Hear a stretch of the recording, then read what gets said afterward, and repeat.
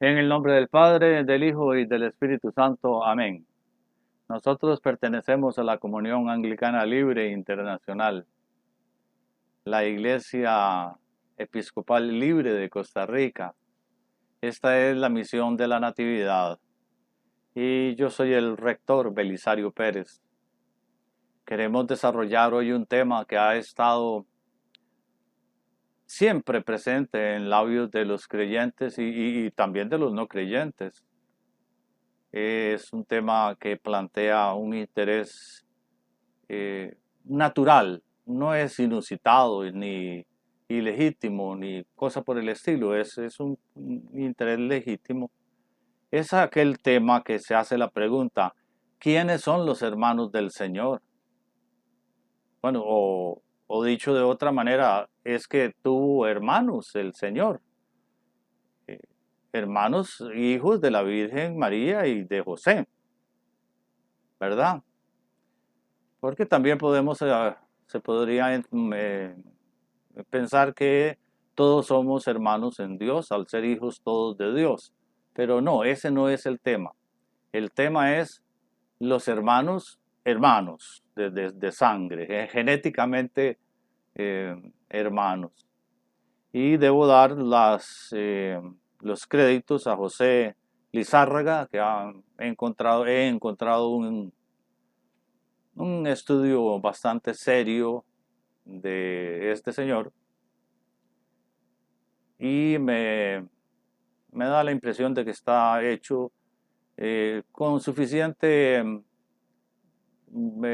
fundamento histórico, bíblico, exegético, científico, y no con el hígado y con lo que yo quiero que sea y que es así porque esto es lo que es santo y lo que no es así. Si no es así, entonces es diabólico o quién sabe ni qué. No, nada de eso van a encontrar. Me ha llamado mucho la atención una persona, un autor eh, de los que me gusta a mí leer, muy comedido, ¿sí? El tema se compone, sí, de varias partes, son 6 partes, aunque si llamamos parte a la conclusión, que la conclusión es como un telegramita, ¿verdad? Son, digamos, 6. Hay dos suficientemente largas, que son precisamente la presentación de quiénes son los hermanos del Señor, la evidencia bíblica. Luego seguiríamos desarrollando: ¿son primos los hermanos de Jesús? ¿Son hermanastros o medio hermanos los hermanos de Jesús? ¿Son hijos de María y José los hermanos del Señor? Y la conclusión. Entonces, para que ustedes se preparen con su tiempo y pueden verlo de un solo tirón, claro que sí, es perfectamente audible de un solo tirón, pero también pudiera ser que alguien decida mejor ver y escuchar esta exposición en una o dos partes. Eso depende de la ocupación. Esa es la gran ventaja que tenemos con estos medios de comunicación que nos facilitan el uso de nuestro tiempo. Todos tenemos actualmente, todos tenemos mucho que hacer y los señores estos que se dedican a la denominada autoayuda están de acuerdo casi todos, si no todos, casi todos, en que las personas debemos tomar un tiempo, tal y como lo aconsejaba ya la Biblia. Así las cosas, vamos entonces a empezar. ¿Quiénes son los hermanos del Señor? En 10 pasajes en las cartas paulinas en el libro de los Hechos y en los 4 evangelios del Nuevo Testamento se hace referencia a los hermanos del Señor o de Jesús 18 veces. Los evangelistas las usan 16 veces y el apóstol Pablo 2 veces. Aparece el mayor número de veces, 5 veces, en Marcos, el primer evangelio escrito y más corto hasta la fecha. Eso es lo que tenemos por entendido, que es el evangelio de Marcos el que se escribió primero. Y 4 veces en Juan, el postrer evangelio. También aparece en 2 pasajes escritos por cada evangelista. Si leemos estos pasajes inductivamente, ¿qué nos dicen de los hermanos de Jesús? La evidencia bíblica. En Juan, capítulo 2, verso 12, en adelante vamos a citarlos, Juan 2, 12 y tal. Espero que mi audiencia no tenga problemas con esta forma de citar, porque estar citando que entonces que es capítulo tal y versículo tal y tal y es un poco más tedioso, y de esta manera nos aliviamos todos, sí, nos sentimos más a gusto. En Juan 2:12 nos informa que Jesús fue a Capernaum acompañado de 2 grupos y una persona. Los 2 grupos eran sus discípulos y sus hermanos, y una persona fue su madre. En Juan 7:3-10, Jesús andaba por la región de Galilea, una provincia lejos del centro de la vida político-religiosa judía, y de Jerusalén, la ciudad capital de Judea, donde ya había comenzado una fiesta sagrada importante judía. Los hermanos del Señor le aconsejaron a Jesús a ir a Judea, donde enfrente de la gente importante podría hacerse conocer entre los dirigentes y otros líderes del país. Jesús rechazó su consejo porque procedía de sus hermanos incrédulos. Luego subió solo, lo cual indica una desconfianza de sus hermanos. En Marcos 3:21, 31, 35, también en Mateo 12, 46, 50 y Lucas 8, 19, 21. La falta de fe en Jesús por parte de los hermanos les llevó a temer por la salud mental. Temieron que él se había vuelto loco.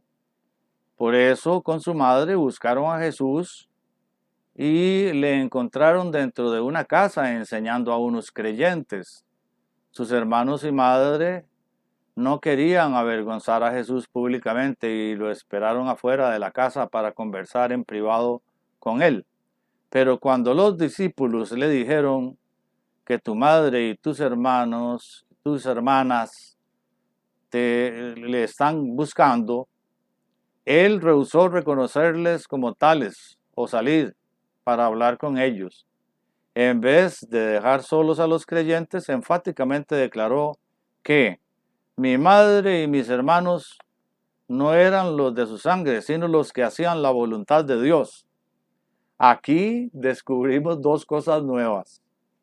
Primero, Jesús usa las mismas palabras en 2 sentidos, uno espiritual y uno carnal. O sea, hay hermanos espirituales y hermanos carnales. Segundo, descubrimos que entre los hermanos carnales de Jesús hay mujeres, hay hermanas. En Mateo 13, 55-56, véase también Marcos 6:3, cuando Jesús estuvo en Nazaret, el pueblo de su niñez, donde todo el mundo le conocía, se sorprendieron todos de su enseñanza en la sinagoga judía y comenzaron a hacerse preguntas acerca de él.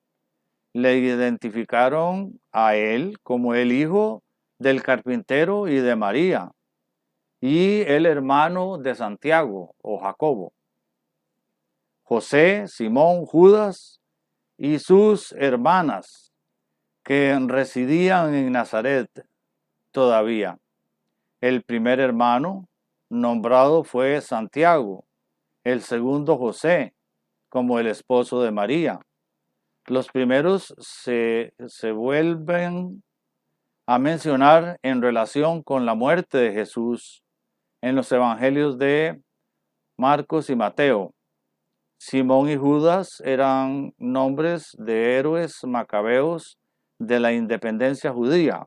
Aquí se dan los nombres de los 4 hermanos, pero no de sus hermanas, porque son por lo menos 2.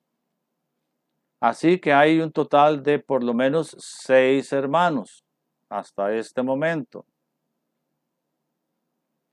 Unos estudiosos creen que 2 de ellos, Santiago y Judas, escribieron los libros del Nuevo Testamento que llevan esos nombres. Las otras 3 citas de los hermanos del Señor, que están en Hechos 1, 12, 14, Gálatas 1, 19 y Corintios, la primera de Corintios 9 al 5. Nos proveen de información adicional. Los hechos después de nombrar a los 11 apóstoles, Judas Iscariote no aparece en la lista, pero Santiago, hijo de Alfeo, está incluido. Lucas, el historiador, afirma que junto con ellos se reunían también siempre para orar los hermanos de Jesús, con María, su madre, y con otras mujeres. A los 3 grupos de personas de Juan 2 se suma una cuarta, las otras mujeres. Gálatas 1:19 hace referencia al apóstol Santiago, Jacobo, el hermano del Señor. También en Corintios, Pablo dice que otros apóstoles y los hermanos del Señor llevaban consigo esposas cristianas. Primera de Corintios 9:5, aparentemente en viajes misioneros.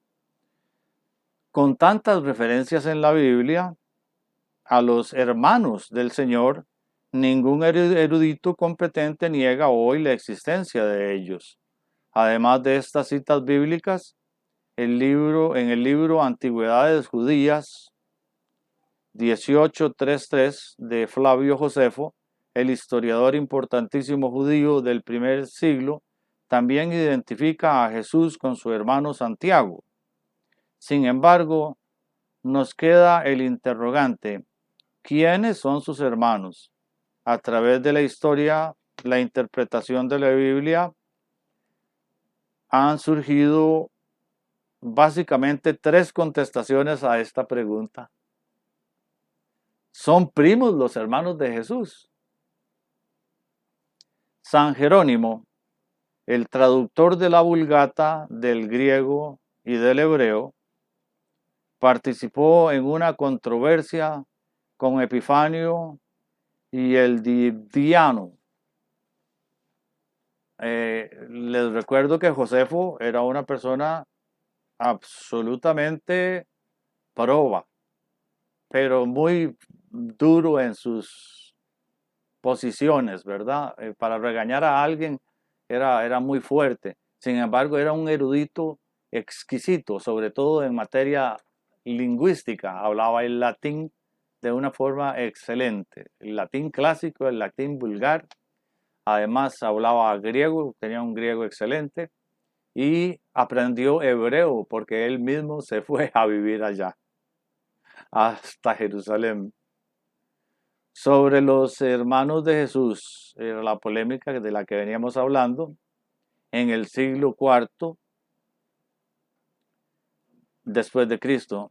Para el 383 después de Cristo, San Jerónimo propuso una nueva interpretación de estos textos, pero no hay indicios de la existencia de esta interpretación antes de él. A pesar de su novedad, San Agustín su contemporáneo, y más tarde Martín Lutero, el reformador alemán, la aceptaron. Para San Jerónimo, los hermanos de Jesús eran primos hermanos, y Santiago Jacobo fue identificado como el hijo de la hermana de María y de Alfeo, que también se llamaba Cleofás. Argumenta San Jerónimo que Santiago era apóstol y hermano del Señor. Gálatas 1:19.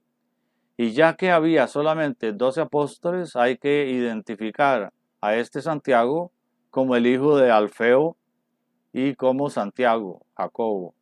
El menor, Marcos 15:40. Se trata de una sola persona. Según San Jerónimo, se sabe que la madre de Jesús tenía una hermana que se llamaba María, porque es identificada en Juan 19:25 como la hermana de su madre, María, mujer de Cleofás, una de las 3 mujeres junto a la cruz de Jesús. Epifanio y Elvidiano y sus partidarios proponían varios argumentos en contra de esta interpretación.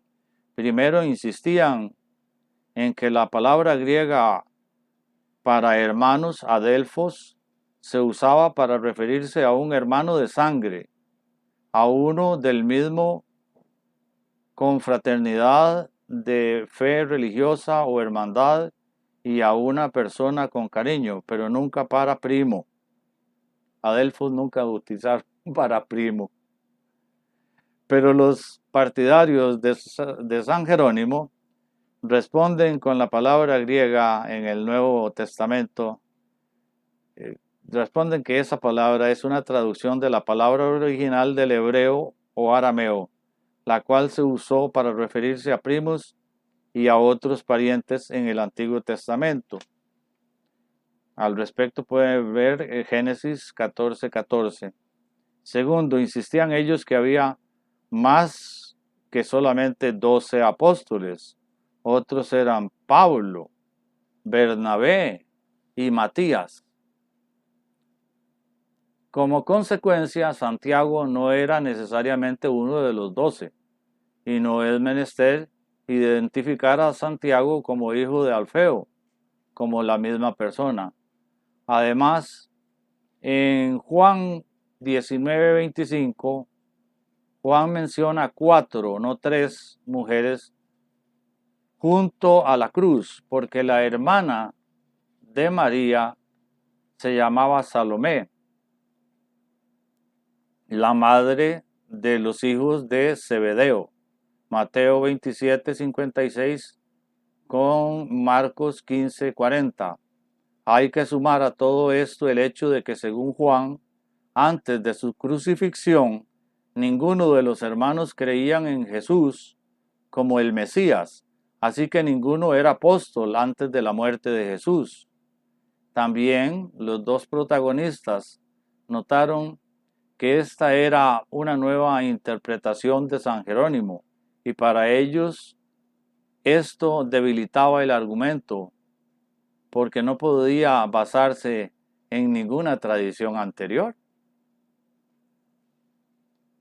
¿Son hermanastros los hermanos de Jesús? Es una pregunta, se pone sobre la mesa para que cada uno empiece a hacer sus propios cuestionamientos. La posición de Epifanio en el 370 después de Cristo se apoyaba en una tradición muy antigua. Los padres griegos Orígenes y Clemente de Alejandría la sostenían. Para ellos los hermanos del Señor eran hermanastros. También en el libro de Santiago o el Protoevangelium, que data de 150 después de Cristo, al apoyar esta posición, afirma que antes de casarse con la Virgen María a la edad de 12 años, José tenía hijos de un matrimonio anterior. Así que los hermanos del Señor en realidad eran hermanastros o medios hermanos de Jesús, hijos de José de un matrimonio anterior. Esta posición se apoya principalmente en evidencia bíblica indirecta. Se argumenta, si María hubiera tenido otros hijos, además de Jesús, éste no la hubiera entregado a Juan para que la cuidara. Juan 19, 26 y 27, sino a uno de ellos. Pero responden los adversarios preguntando, ¿cómo podría Jesús haberla entregado a un incrédulo que ni siquiera se encontraba junto a la cruz en ese momento? Los hermanos ni siquiera apoyaban a María cuando más los necesitaba. Tampoco comprendieron a Jesús. Epifanio continuaba con otro argumento, que los hermanos de Jesús lo trataban a él como un hermano menor, no mayor, porque cuestionaban su sanidad mental y querían llevarlo a la casa, así que le eran hostiles. Pero responden los adversarios preguntando, ¿es cierto, no, que en un caso cuando el buen nombre de la familia está a punto de perderse, aún un hijo puede llevarse a un padre borracho a la casa? Continuaba Epifanio con evidencia adicional, insistiendo en que José tenía que estar más viejo que María, pues desapareció de la narración, probablemente debido a la muerte antes de la muerte de Jesús y antes de que Jesús comenzara su ministerio. Por ministerio me refiero al ministerio público. María fue sola a la boda de Caná y a veces se le llama a Jesús el hijo de María, así implicando la muerte de José. Pero responden los adversarios de Epifanio, si probablemente es probable que José era mayor y que se murió mucho antes que María y del ministerio público de Jesús. Pero, ¿cómo probar que por estar más viejo tenía que tener hijos de un matrimonio anterior?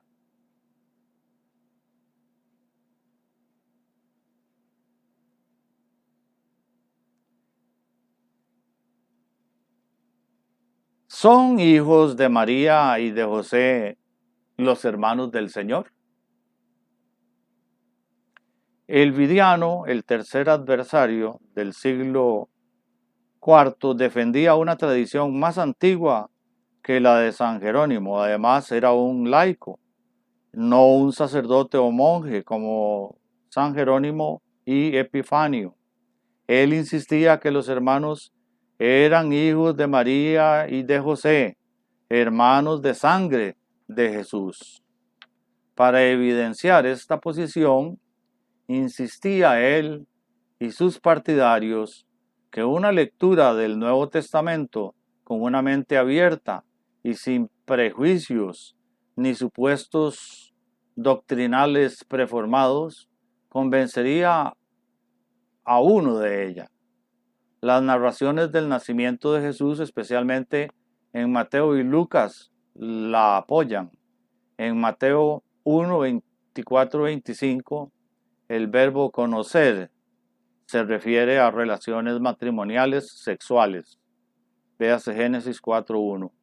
Y sugiere de que después del nacimiento de Jesús, José y María vivían en Nazaret como esposos ejemplares, pero típicos.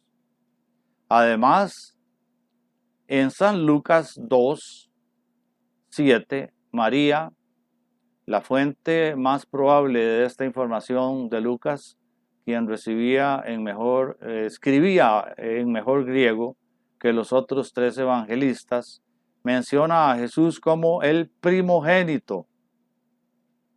Esta expresión sugiere que tuvo otros hijos Y aquí es una brevísima intervención. Una cosa es decir primogénito y otra cosa es decir unigénito. El primogénito es el primer hijo. El unigénito es que es único. Y en griego esas palabras no se iban a confundir. Esta expresión sugiere que tuvo otros hijos después. Había una palabra en griego para único hijo engendrado, unigénito. Véase Juan 3:16, que Lucas y María pudieran haber usado, pero a propósito no la usaron. Además, ¿por qué permanecía Jesús en la aldea de Nazaret como un carpintero hasta la edad de 30 cuando comenzó su ministerio público? Lucas 3:23. Definitivamente se debe a que era el hijo mayor, que tenía la responsabilidad de sostener económicamente a la familia, hasta que los hermanos menores pudieran sostenerse, ya que su padre había muerto. Además, ¿por qué querían insistir San Jerónimo y Epifanio en que María nunca tuvo relaciones sexuales con José, su legítimo esposo? Para el Vidiano, la respuesta fue obvia. Ellos eran monjes y sacerdotes, y como tal, creían en la tradición de que el estado de celibato era más santo que el de matrimonio. Esa tradición, decía él, era contraria a la enseñanza bíblica hebrea del Antiguo Testamento, donde el hecho de nunca casarse o vivir como esposo sino dar a luz era una tragedia. Véase, por ejemplo, los casos de la hija de Jefté, Ana, la madre de Samuel, y Elizabeth o Isabel y Zacarías. Elizabeth e Isabel es el mismo nombre, pronunciado distintamente, pero tiene una grafía interesante y por eso empezó a provocar y en la lengua de las personas de distintos pueblos se pronunciaban de esa manera. Así que ahorita acaba de morir la reina de Inglaterra, Isabel, Elizabeth. Al mismo tiempo, esta interpretación ennoblece y glorifica la vida en familia y santifica la maternidad con todas sus preocupaciones y luchas como algo más santo que una egoísta separación del mundo. Y llegamos entonces a la conclusión. Aquí ustedes van a ver qué conclusión más absoluta. Yo cuando digo así, que más absoluto, es porque nunca creemos en absolutismos ni en relativismos tampoco. Lo que se da es que la realidad es compleja. El mundo es complejo y entonces la forma de verlo de una persona y de otra son diferentes. Y no vemos en epistemología no se tiene por cierto que se pueda lograr ver un mismo objeto por dos personas de la misma manera.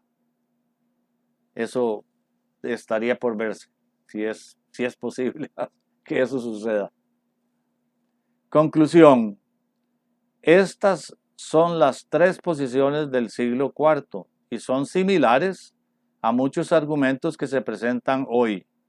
Se recomienda que cada lector, que cada persona que me ha escuchado, analice y estudie a conciencia cada posición con la ayuda del Espíritu Santo y oración, y así llegar a su propia conclusión con base en toda la evidencia existente.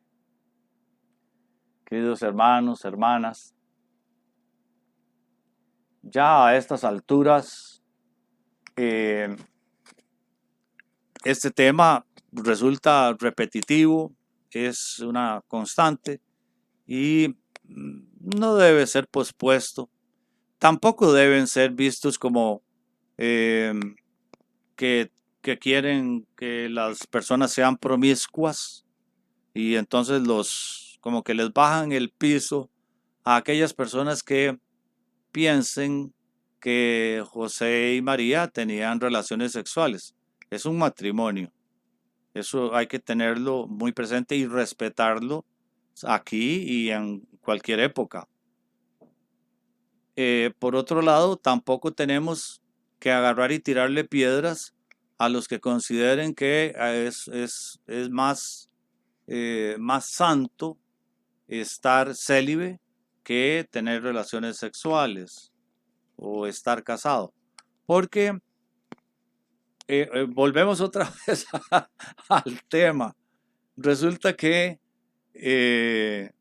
lo que vamos a ver, a poner un ejemplo.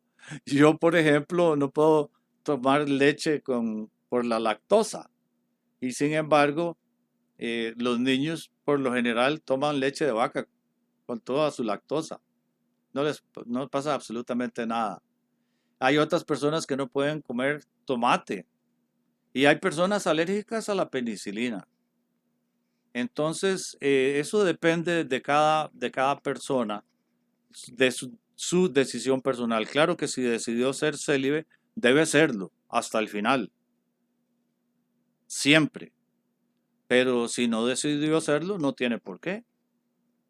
Y el celibato, pues, es otra historia que a los judíos en el Antiguo Testamento ese tal celibato como que no les llamaba mucho la atención. En todo caso, muchas gracias. Vamos a terminar con una pequeña oración en el nombre del Padre, del Hijo y del Espíritu Santo. Ilumínanos, oh Señor, envía tu Santo Espíritu para que con la mayor claridad posible podamos dilucidar este y otros temas que en el infinito de tu inteligencia resultan muy poco, pero son mucho para la limitada inteligencia humana. Te pedimos todo esto en nombre de nuestro Señor, Hijo tuyo, Jesucristo. Amén. En el nombre del Padre, del Hijo y del Espíritu Santo. Amén. Nos vemos.